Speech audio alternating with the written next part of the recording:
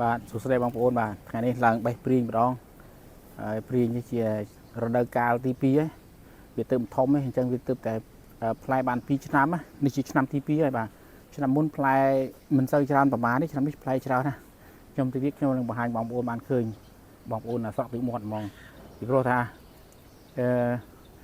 និយាយទៅនៅកន្លែងណាក៏មានដែរព្រីងឥឡូវពីមុនមិនសូវមានទេមានតែព្រីងតូចឥឡូវដូចជាប្រហែល2 3 4ឆ្នាំចុងក្រោយនេះកន្លែងណាក៏មានព្រីងកន្លែងណាក៏មានព្រីងអញ្ចឹងព្រីងគ្រប់កន្លែងហ្មង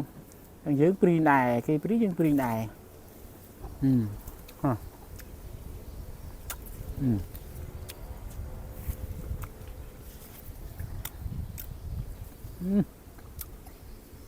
អេម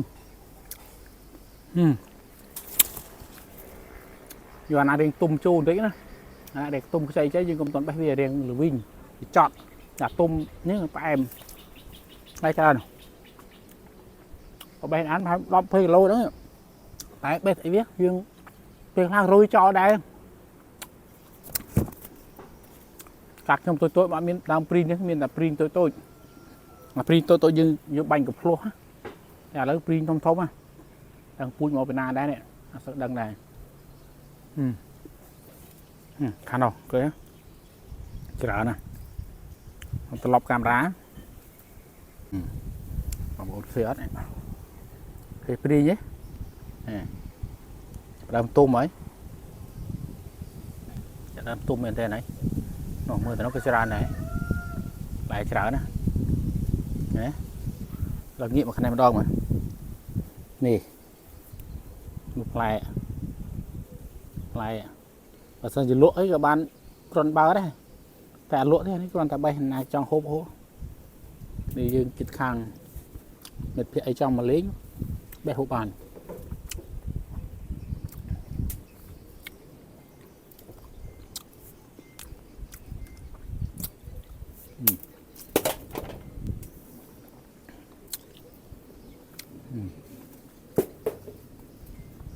ផ្លែច្រើនណាដល់ទុំយឺអីមកមើលនេះ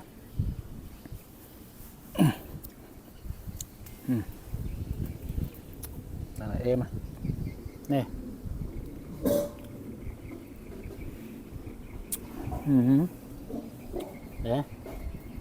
គេថាហូបមិនអស់ត្រឹមតែហូបធម្មតា4 5 នាក់ 10 នាក់ហូបមិនអស់ហើយមើលទៅនោះ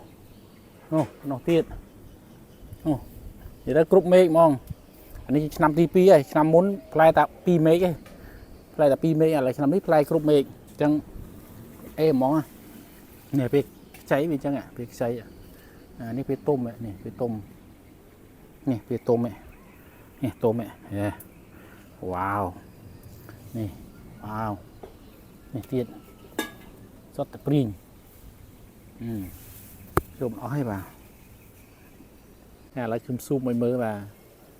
បាទនេះចាប់ដើមទុំហើយឥឡូវខ្ញុំមើលនឹងទៅកន្លែងផ្សេងទៀតមេឃផ្សេងទៀតបាទច្រើនណាស់នេះតែមើលមិនសូវឃើញទេដោយសារវាចាំងលើថ្ងៃណាដោយសារតែយើងថតទៅវាកង់នឹងពន្លឺថ្ងៃអញ្ចឹង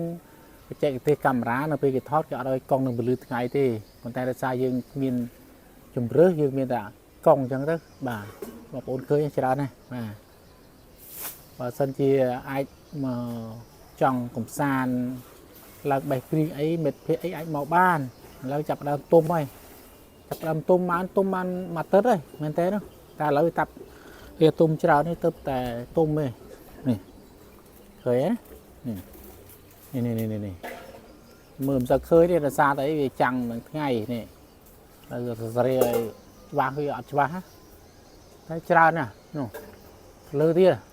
បើយើងមើលកន្លែងនេះម្ដងមើលនេះឃើញផ្លែច្រើនណាផ្លែច្រើនគ្រាន់តែមានខ្ចីក៏មានដែរតែទុំវាចាប់ដើមទុំឥឡូវវា 50% ហើយទុំ